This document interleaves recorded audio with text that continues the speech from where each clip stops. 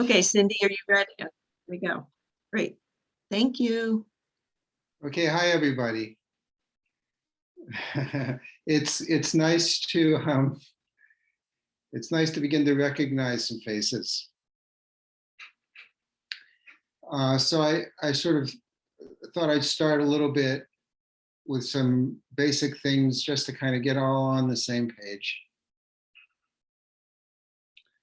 A little review in the sense that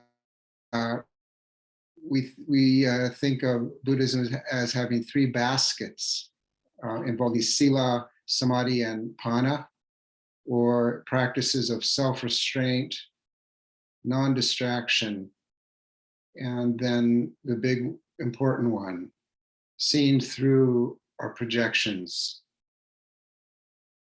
our constructs of the way the world is, seeing things as they are rather than as we think they are. And so we practice.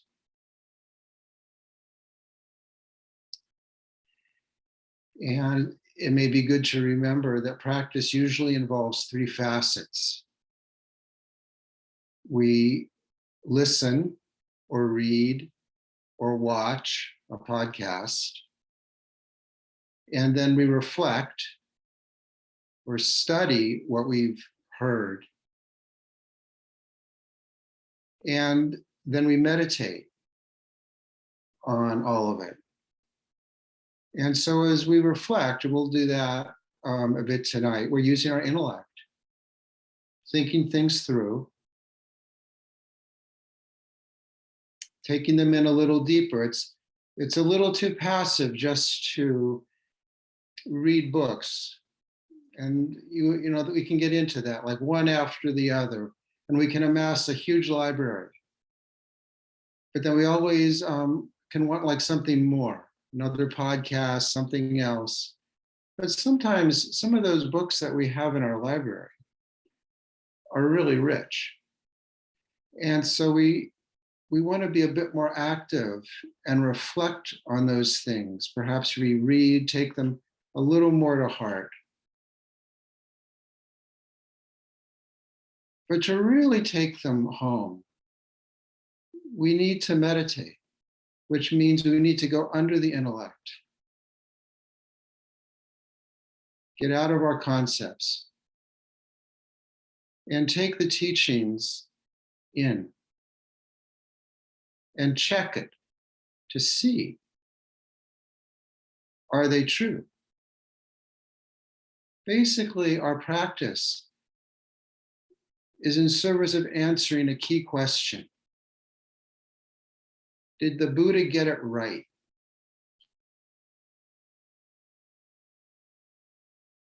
And he set down the challenge that we each have to see that and discover it for ourselves. And so through meditation, we lower our center of gravity, right? We get out of our head and we move down into the body, the feelings, and into the subtle, non-conceptual cognizance. Or maybe we could say, tuning into the heart. The heart, which has reasons of which the mind knows not. The heart of which has intelligence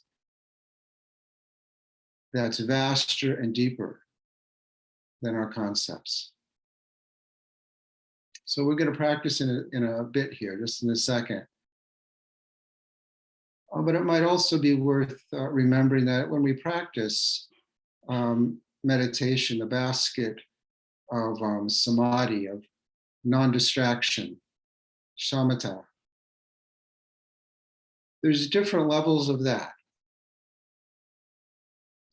So we can practice meditation, non-distraction with a support, which is what we'll do today, which is most common in as the foundation of Buddhism.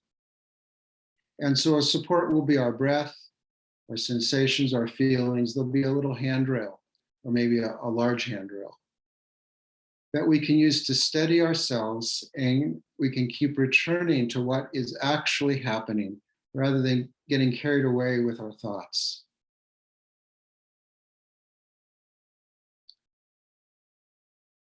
But then as our practice deepens, awareness gets more subtle. And so it becomes possible to meditate without a support. And this is what begins to open up in the Mahayana sutras. At the point where we can start to consider and experience that emptiness is form, and samsara itself is nirvana. And then this conundrum, the chant in the Heart Sutra, no eye, no ear, no tongue. What can that mean? When we start opening up beyond our sort of self-centered focus, self-centered fixations, then we can begin to have a looser, lighter, vaster awareness, which, for instance, John Travis spoke of in this talk he gave a little while ago on natural awareness, freely floating, unimpeded, not limited to an object, not limited to a support, but open. So these are ways of having non-distracted meditation. And then the third level, so there's shamatha with a support, shamatha without a support. And then there's non-distracted, non-meditation.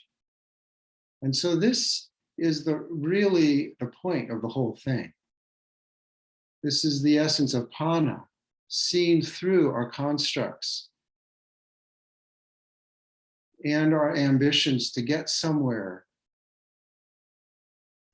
maybe enlightened, that's other than where we are. So that's more advanced.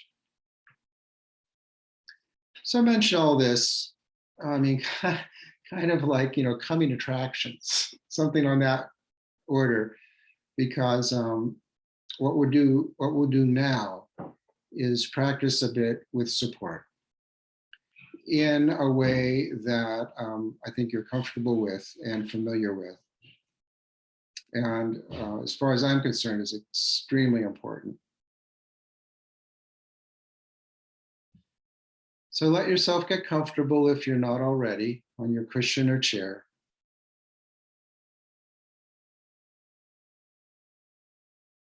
Let your spine come into alignment so you're not kinked. And let your awareness come into your breath.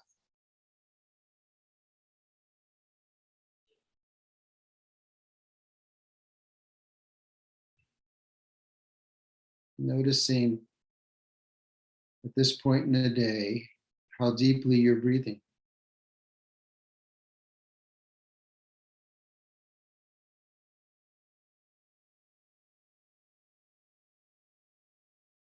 Letting yourself inhabit the breath as it is, without changing anything in particular, but only attuning to the rhythm of the breath. Tuning in particular to the sensations of breathing. And letting yourself breathe deeply and fully down into the belly.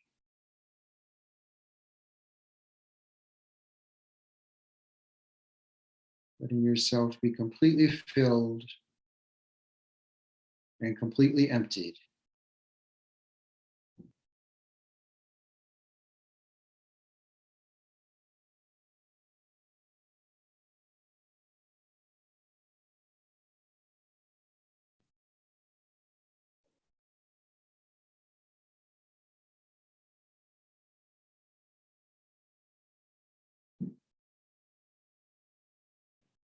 Tuning into just this simple thing.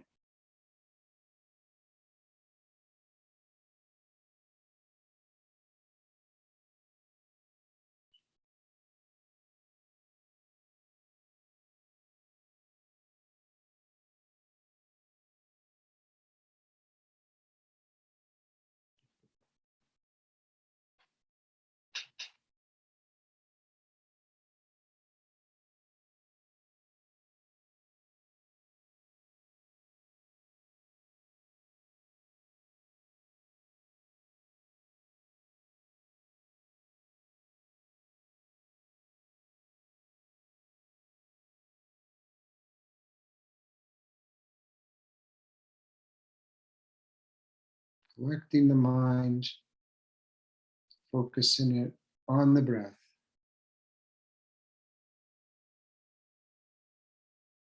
And leaning fully into that rhythm of respiration.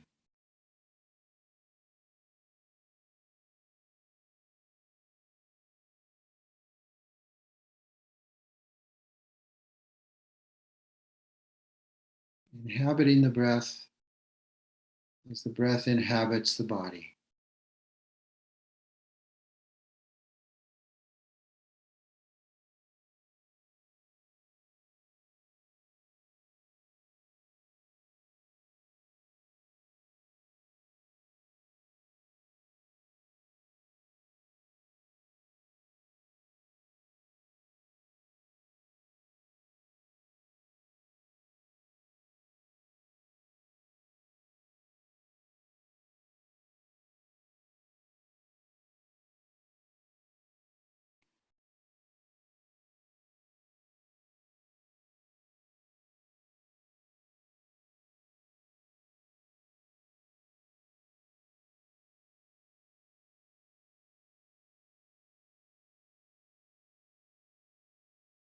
Finding your seat in the saddle.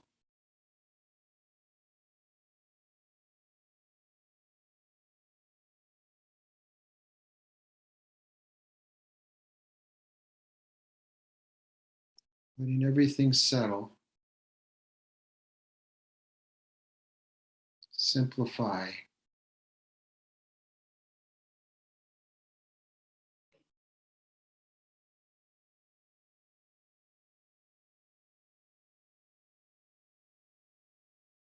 Letting everything calm down.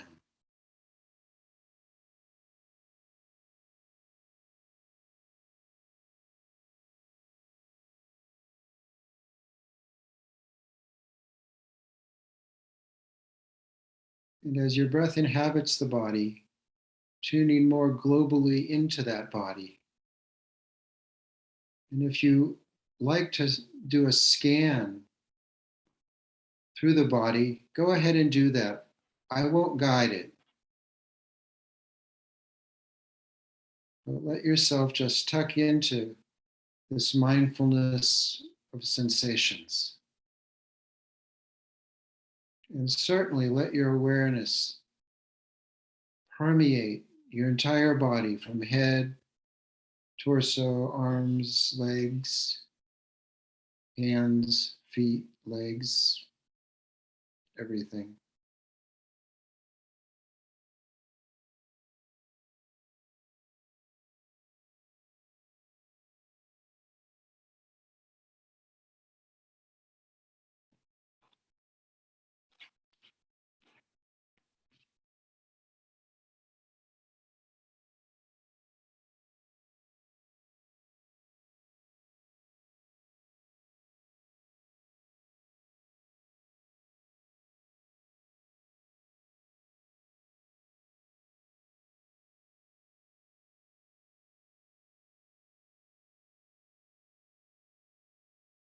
So tune in to your emotional body.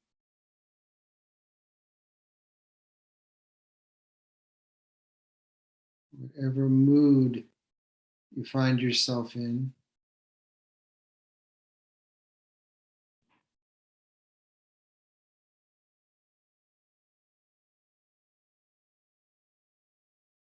sense of feeling.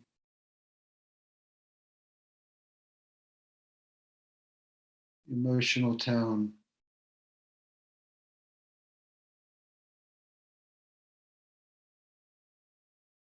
How your energy flows today.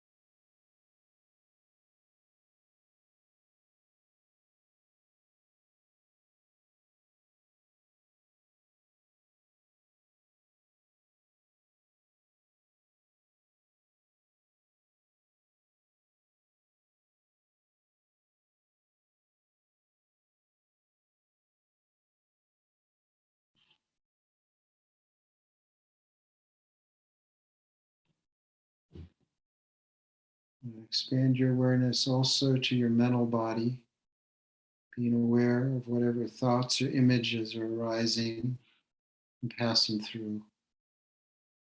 As usual, simply noting them without following them.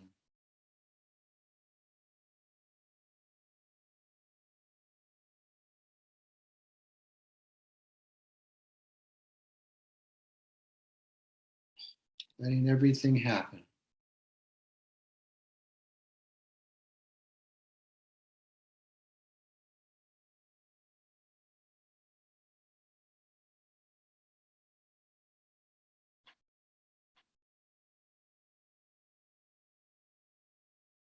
And letting yourself settle into the awareness within which everything is happening.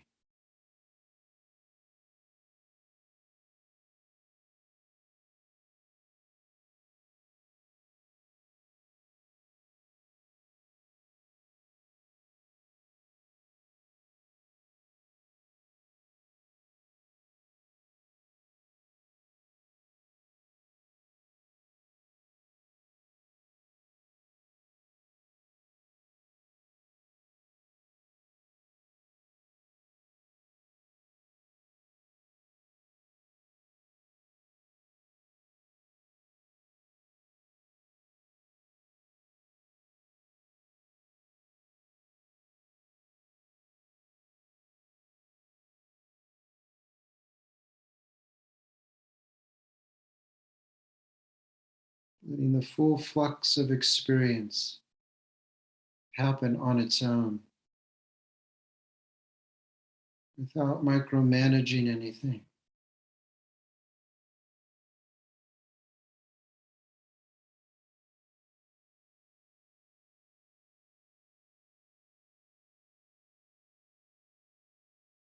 Letting your experience, letting yourself be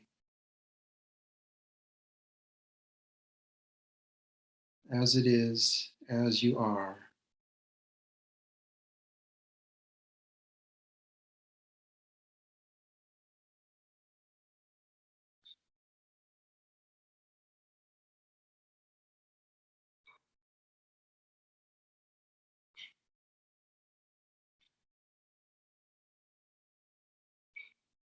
Moment to moment awareness.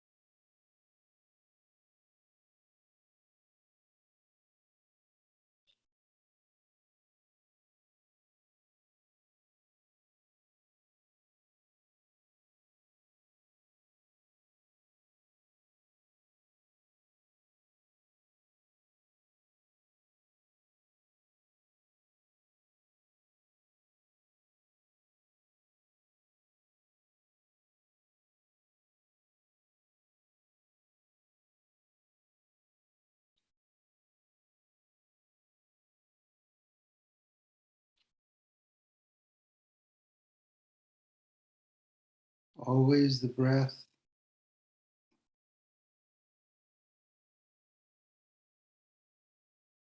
A reliable tether to the here and the now.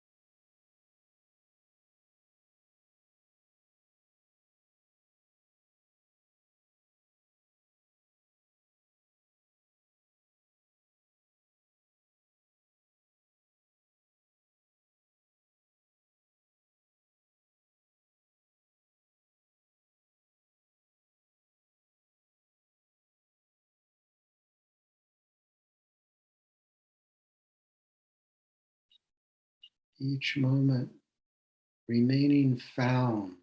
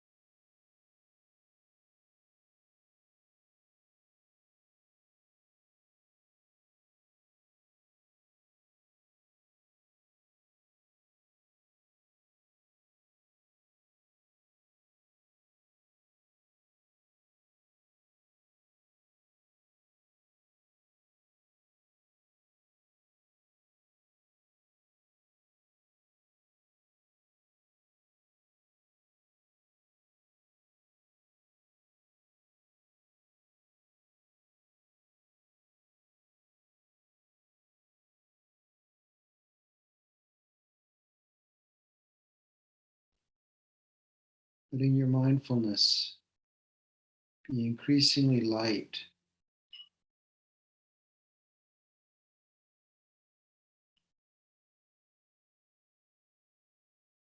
expansive, inclusive, unconditional.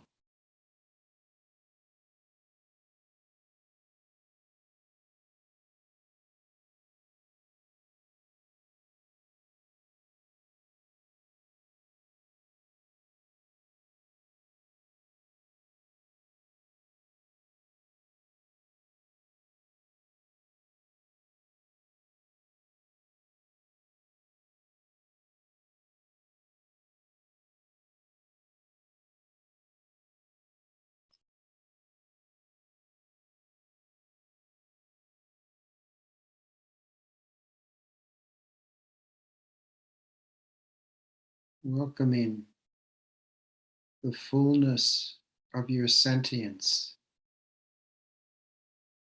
body, feelings, clarity.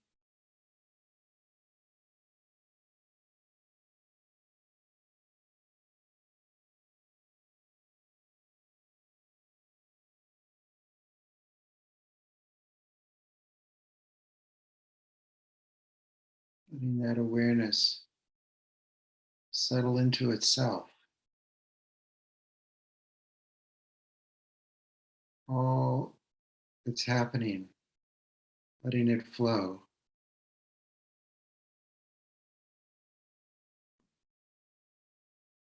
And resting into the fullness, the spaciousness of the flow. Awareness as such.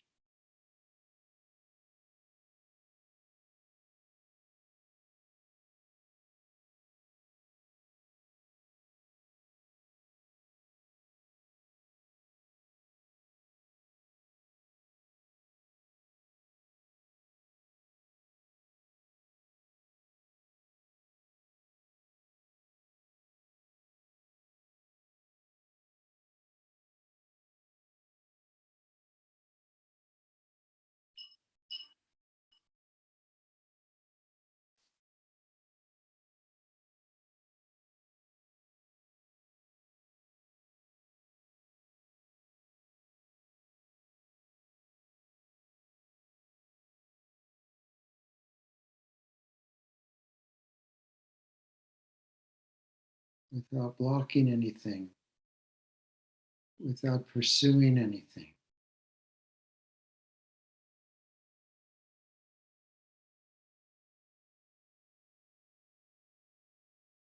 Open to the illuminating nature of mind itself.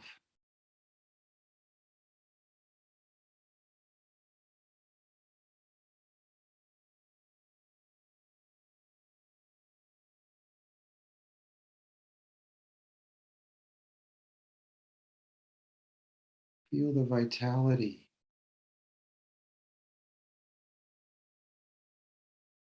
the warmth, the clarity,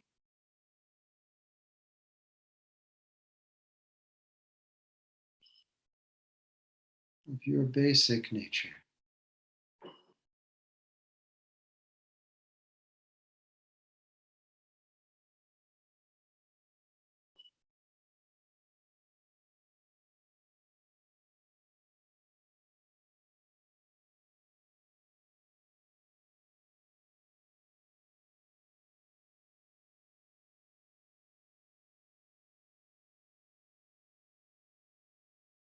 Lean a bit deeper in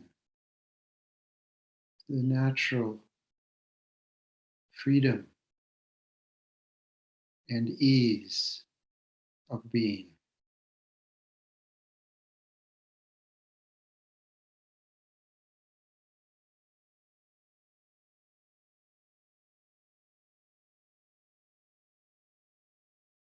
Effortless,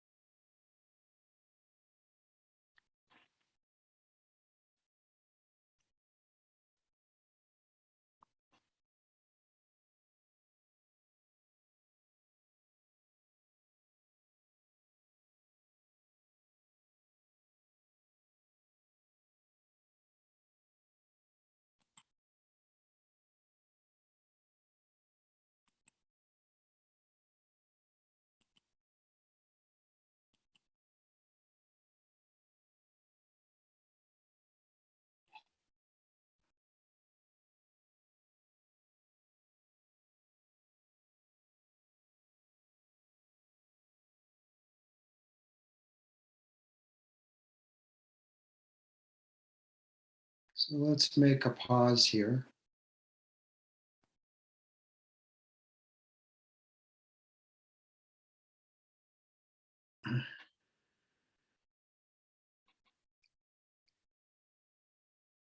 Okay.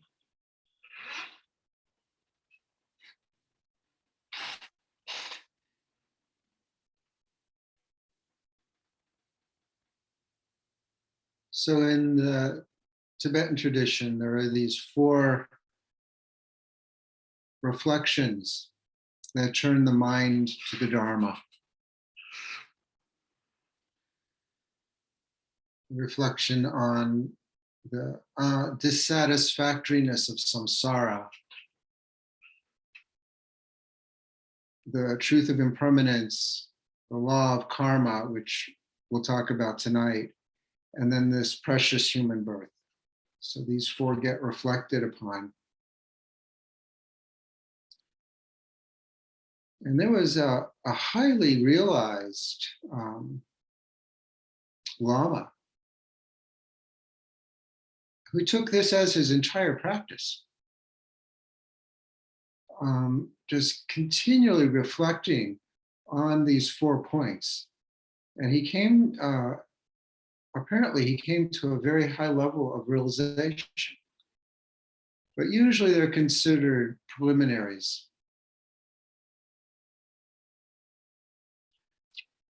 So samsara, Tony Bernhardt actually gave a lovely talk on this a little while ago. And so the main thing about this is that it doesn't work. We keep seeking fulfillment, following worldly concerns. And the fulfillment that we achieve is always short-lived. It doesn't really work. Like we want, we spend our time like seeking gain and trying to avoid loss, seeking pleasure and trying to avoid pain, and praise, trying to get away from blame, and wanting to be admired and not despised. But the thing about it is, to be sensitive enough to feel pleasure, we're also that sensitive to feel pain. So bouncing around, chasing what we want and trying to escape what we don't is futile. So this is why it's so essential to befriend the sensitivity that allows for both. Otherwise, we just keep repeating the same thing over and over again, which is the real meaning of samsara, repetition compulsions. Because anything that works for us is always impermanent. And so, as it said, as we know, the result of meeting is parting, the result of rising is falling, the result of living is dying, and the result of accumulation is dispersion.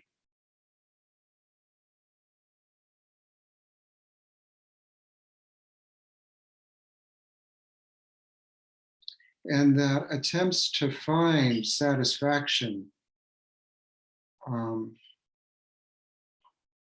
permanent satisfaction, are all attempts to ground ourselves in a dimension that's inherently groundless, inherently fleeting and transient.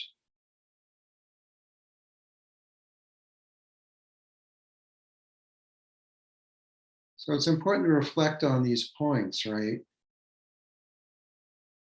Samsara is not going to cut it because everything in it is impermanent. Everything is in time.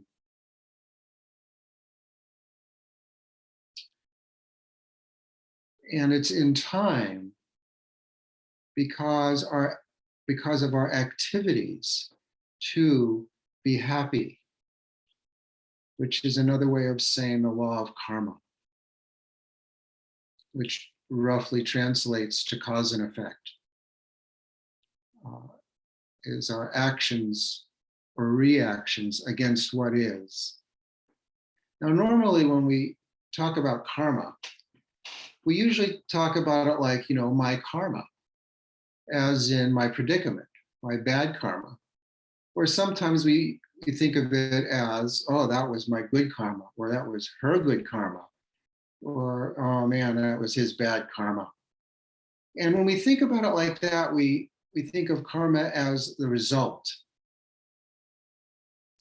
But really, as the Buddha made clear in the second noble truth, right? We really want to focus on the cause rather than the result. What is it that's propelling us in time?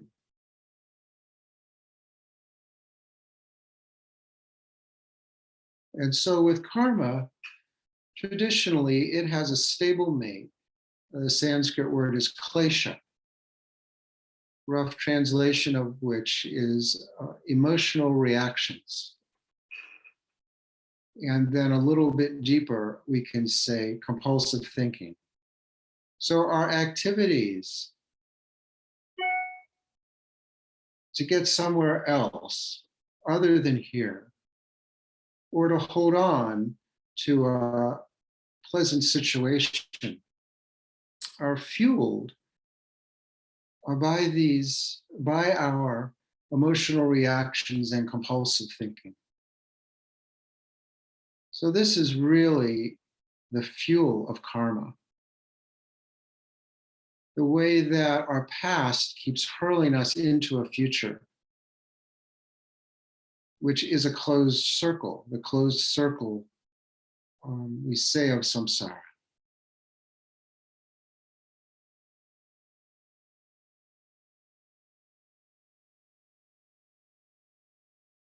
So to understand the law of karma, the activity of karma, we can note that it's a process. A process that begins with an impulse of some sort, a desire, an aversion, or an indifference or ignorance. So desire is pretty straightforward. Aversion, we should understand as both anger and fear. What we don't want. So these famous three poisons, three motivators, are the impetus behind karma. The impetus that keeps us on this wheel, this vicious circle of our life. And according to Buddhism, of our previous lives as well, and of future lives too. But whether or not we get into the reincarnation thing, it's enough just to recognize through our own experience how our efforts wind up failing all the time because they're karmically driven rather than free. So the process begins with an impulse and then leads into an intention, whether it's something we want or something we don't want, or something we just as soon ignore. And then out of that intention comes an action of some sort, for or against. We do something. We act or we react. And then the final piece is, having acted in some way, we have satisfaction with what we've done. So all these go together. An impulse, an intention, an action based on the intention, and then a sense of satisfaction that we're happy we did what we did. And when all those things are in accord, when they all happen, that's called complete karma. And at that point, it's like a seed that's getting planted. And that seed will be sure to germinate when the conditions, the secondary conditions, are appropriate. And those could happen very fast, or we couldn't say. They could happen sometime in the distant future. So there's this relationship between a karmic cause, a seed, and the environmental conditions which give birth to the sprouting of that seed. And sometimes the conditions are external. We find ourselves in a situation where we are, we say, provoked or evoked. Somebody is rude to us, or somebody admires us. And then we have a reaction to that.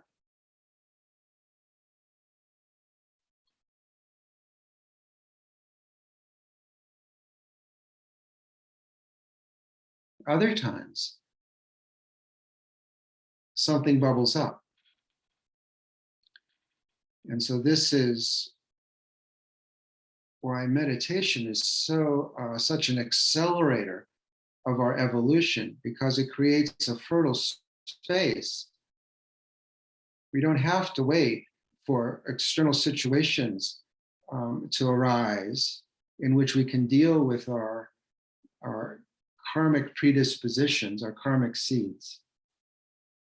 That we can create optimal, if intense, situation that allows these seeds to arise spontaneously. Something, as we say, comes up. We're minding our own business, sitting on a cushion, and then our stuff comes up.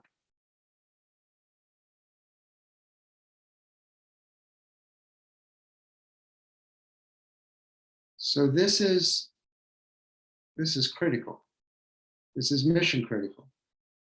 Because if we just become a good meditator and we're able to become a master of that second basket, non-distraction of samadhi, that's lovely, and it can be a lovely vacation, but it's not going to release our karmic seeds. We have to come back from, even if we do deep meditation, we have to come back from that and allow, we could say karmic seeds, we could also say repressions. This is the psychological language, right? Our gross repressions, but also very subtle ones, to bubble up. Only then can we release them. Only then can we begin to harness the energy that they have bound.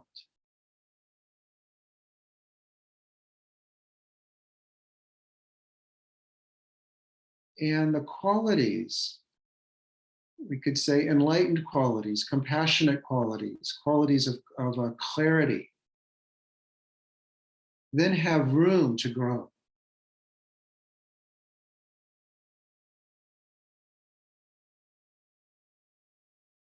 So this is a chain, a karmic chain, from impulse to intention to action to satisfaction, which then creates an effect. The cause will always create an effect.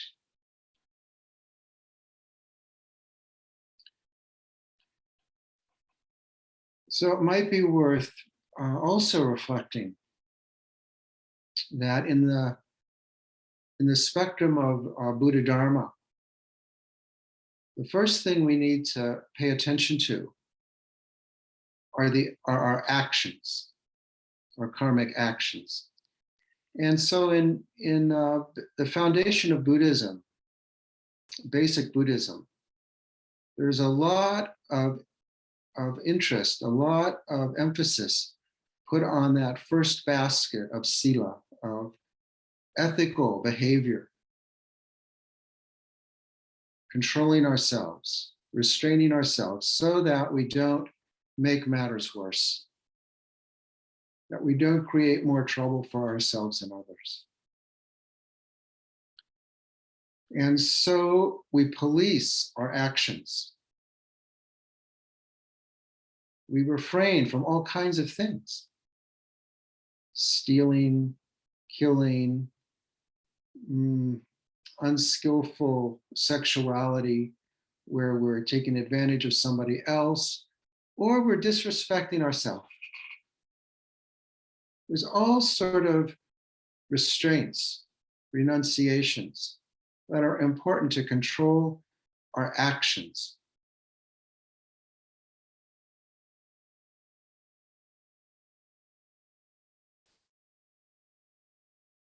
But then we also discover it's better not to even get that far. If we can focus on the intention behind the action, which is the prime focus or a prime focus in the Mahayana, that gets closer to the root.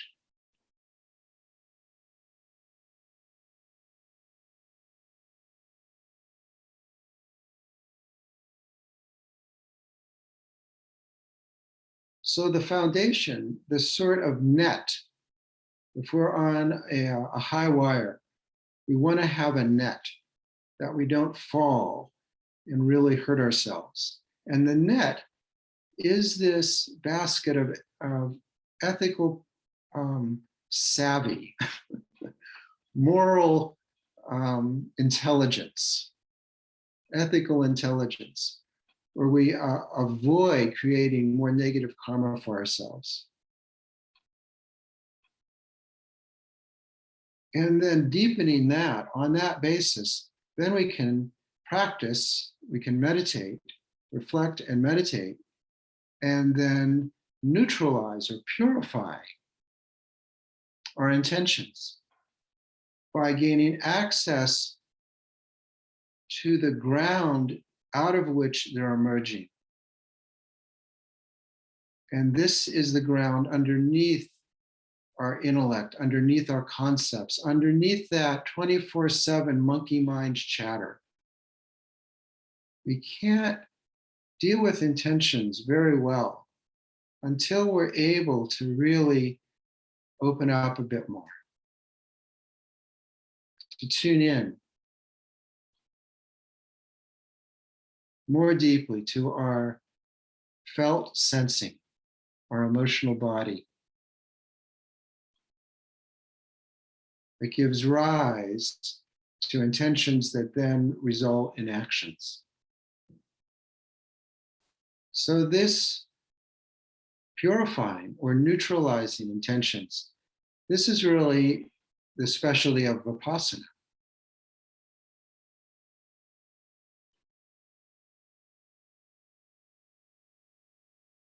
Where we see through the karmic chain as it arises and interrupt that chain of cause and effect.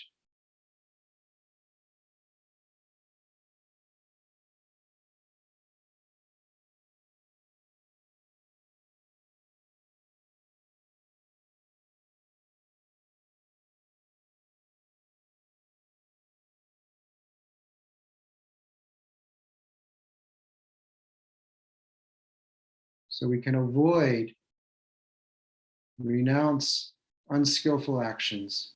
More powerful still is to purify intentions. And then even more powerful is to transform the impulses that lead to intentions. So we can speak of this as a practices of transformation, transforming negative impulses into positive ones. This is a specialty of the Tantras. That we don't avoid our emotions. We're not frightened of what we might do. Rather, we welcome them. This is more difficult, more treacherous. And so we need to be really honest with ourselves in what we're capable of.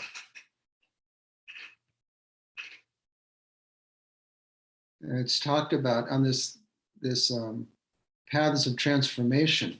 We talk about accumulating merit by transforming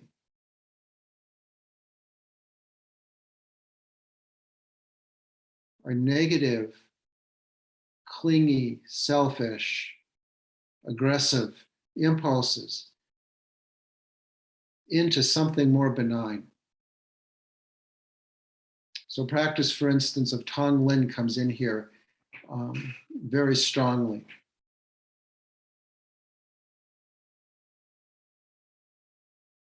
But you can also see that this happens naturally in the process of samatha, of vipassana practice. Our awareness organically deepens so that we reverse the karmic chain of samsara, moving from actions to intentions to impulses. The Sanskrit word I'm thinking of for impulses is samskaras. They're more subtle. So we have to tune our awareness that subtle, increasingly subtle. And as we do that, then our practice accelerates. Because we're spending less time in our constructs, our karmic constructs, our karmic vision. And we're dismantling it. And it just happens. It happens organically.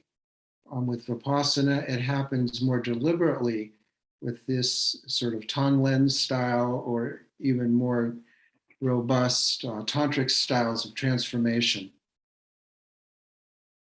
And of course, the whole purpose of transforming or purifying is to release our fixations, emotional reactions, compulsive thinking, to release all of that into its inherently free nature, spacious awareness, the essence of pana, prajna, paramita.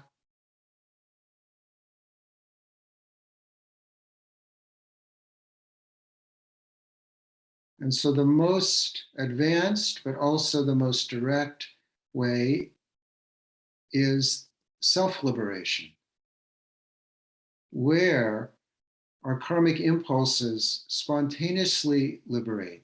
So this is more in line with Mahamudra or Dzogchen.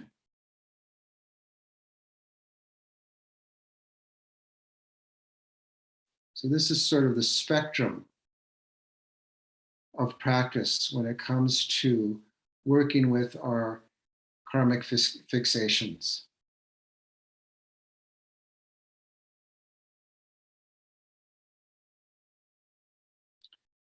But most practically, we can think of this chain, this karmic process, where intention moves into action and moves into satisfaction. We can think of that in a very practical sense in terms of our negative, doing negative actions, and then also in terms of positive actions. So in terms of negative actions, which are, of course, the most important ones to reverse and to neutralize, we first need to recognize what we've done, recognize our bad action, whether it's something we've done with our body or it's a bad word, we've been harsh with somebody, something our conscience is on duty and alerts us to the fact that we've gone off. So there's a formula in Buddhism for dealing with negative karma. And the first step is to recognizing that we've done something. Now, sometimes we can notice this in the process. So we can be like in an argument with somebody and then we come on too strong. We're dismissive or aggressive, raise our voice or something like that. And we kind of notice it right away. When that happens, we don't reach that final stage in creating and planning another karmic seed because we're not satisfied with our result.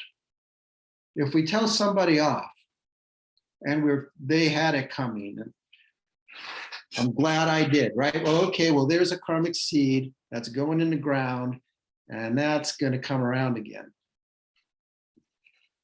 But if in the process of telling somebody off, we catch ourselves and think, oh, no, I'm sorry. Then we interrupt that.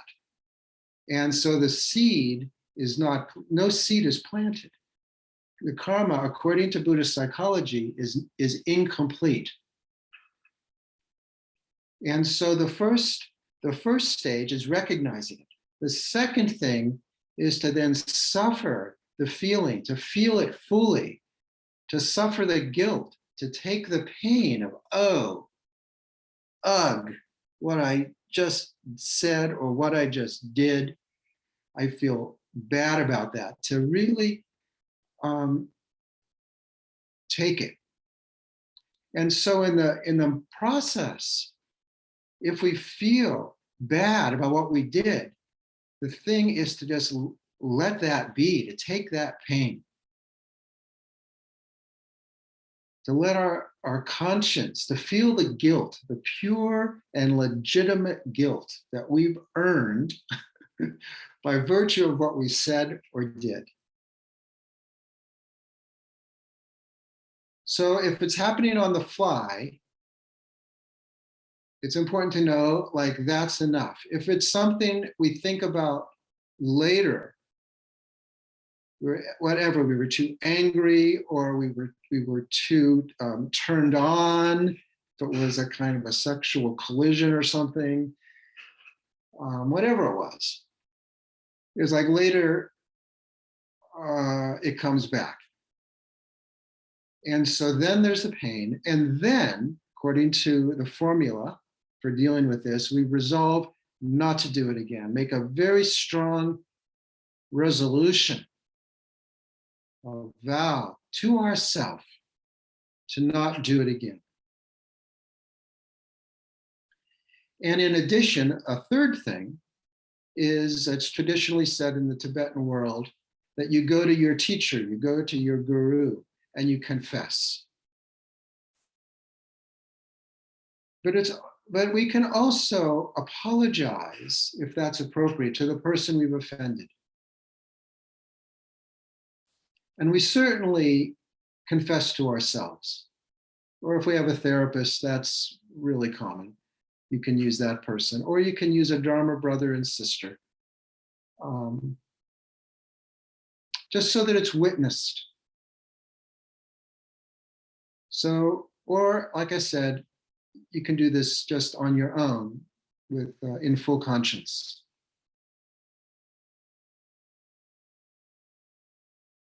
Recognize it, suffer it, resolve not to do it, and apologize for it. And then there's the final stage, which is a particular jewel of Buddhism. And that is, after you've done all these things and you've owned it, you have your genuine remorse, you apologize maybe, then you let go. You forgive yourself. This is really important, particularly because we live in this Judeo-Christian world where it's mainly a Christian world, but they both correspond, where guilt is almost righteous. We've been like brainwashed to think this. And so guilt for an act that I've done becomes shame for the person I am for doing it. So psychology is really clear on this point of separating genuine guilt from false shame, from personal shame. And Buddhism understands that it's important to let that go, because if I'm going to continue to beat myself up for this and feel bad about it, this is more ego. This is all about me again. So if we hang on to our guilt, we're going against the stream here. So we really need to just let the whole thing go and forgive ourselves. Drop it. Move on. So that's that. I've kind of gone on more than I wanted to. The only thing I would add, that's the negative karma bit. If there's, we do a good thing, we're generous in some way, then the result of that will be joy, will be some kind of delight. We'll feel good in the giving. And so we want to recognize that good feeling, not block it, but also not cling to it. And the rule, and I'm really making this up, this isn't in any Dharma that I've read, but it just makes all the sense in the world to let that well-being soak in, to feel it, enjoy it, let it rewire our system, get that feedback loop going a little bit more, that it's good to be generous, it's good to be kind, it's good to be compassionate, and so on.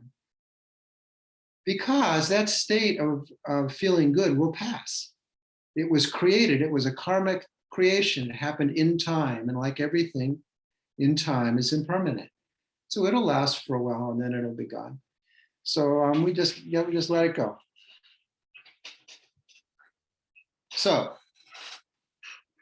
that's what I had to say, more actually than I had to say. So let's open it up now. If you have anything you'd like to say, to share, to comment.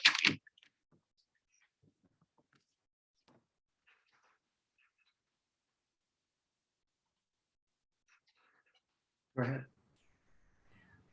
I appreciate what it's Gabrielle speaking. I appreciate what you had to say in making the distinction between guilt and shame.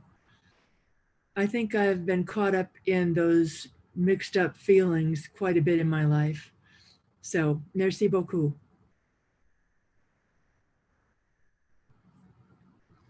Yeah. I'm sure you're not alone.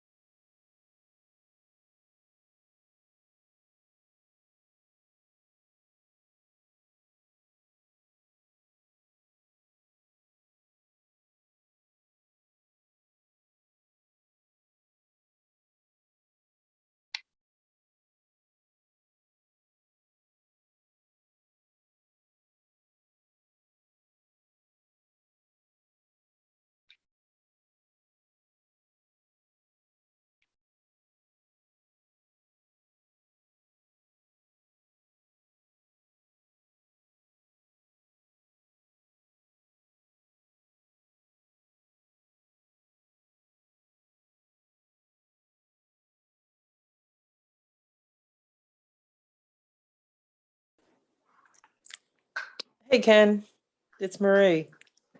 Hmm. This is kind of a tangent, but it was a thought before I went on a walk tonight where, I just came back from visiting my 92-year-old mother, and often I'll ask, the cost of a loaf of bread back then would be equivalent to what today, or the cost of a home, like just kind of comparing relative to that time period. And all these years, I've never thought of this, that if I were to tell my sons that I was going to go in the backyard and sit under the oak tree until I become enlightened, they'd have me locked up. And so I was just thinking, like, the time period of the Buddha, trying to understand what the culture was like relative to us today.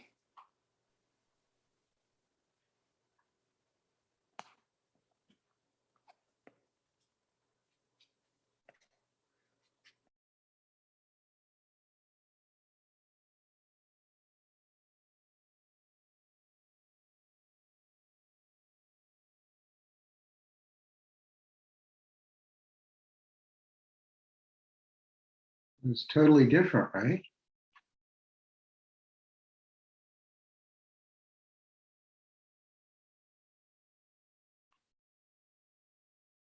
I mean, one of the great things that I find about Buddhism. I mean, not only did Shakyamuni live a long life. He had a long time to make a lot of different distinctions and points and elaborations, explanations,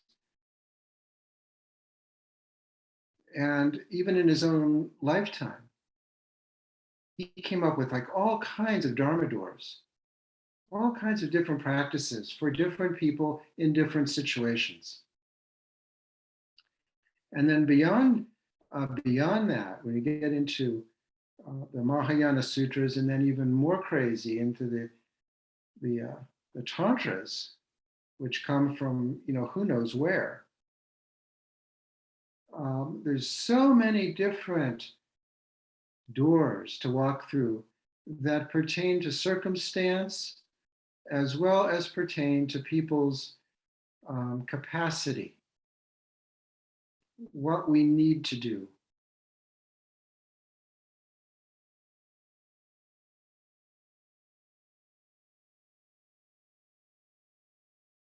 I mean, remember, Buddha created an entire counterculture.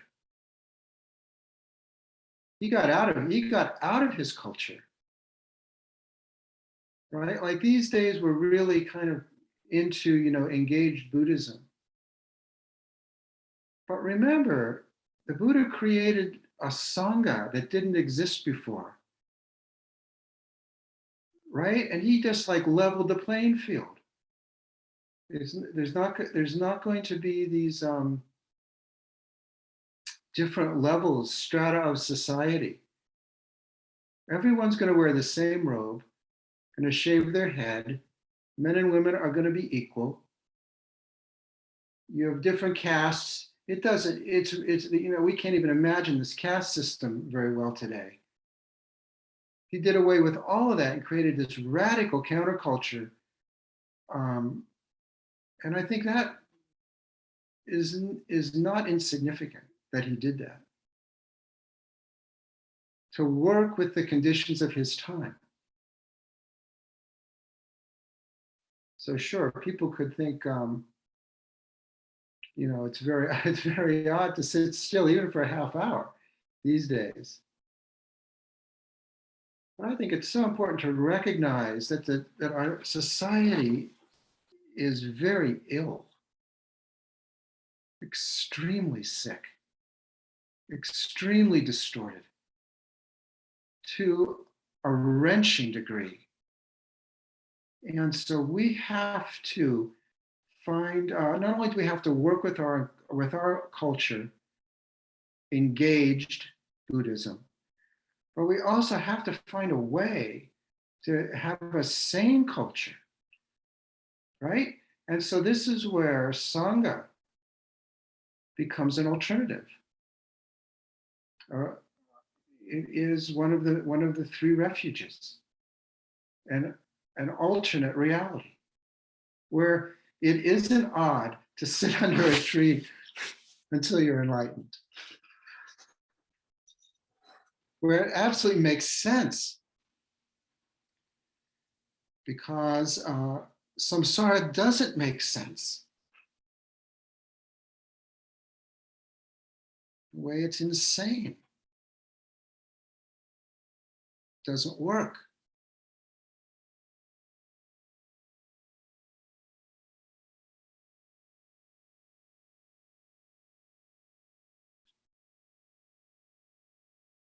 And so I know we have to end. And so, as you know, somebody new to Mountain Stream, I felt it when I looked at the website. I could feel it through the website. There is a healthy community here.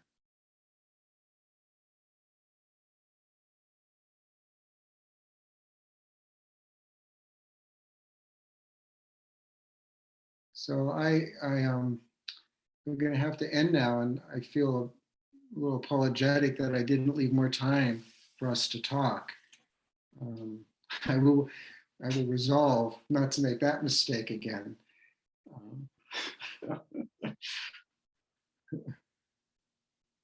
So I guess we should, Marcy, I guess we should just speak a bit about the dana to this Ukraine group.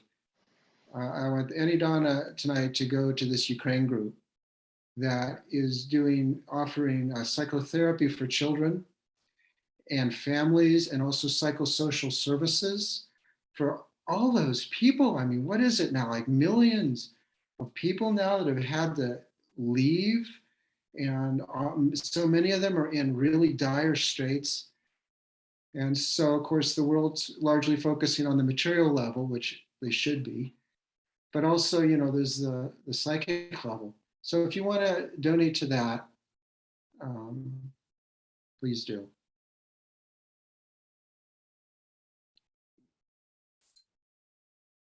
Thank you so much, Ken. This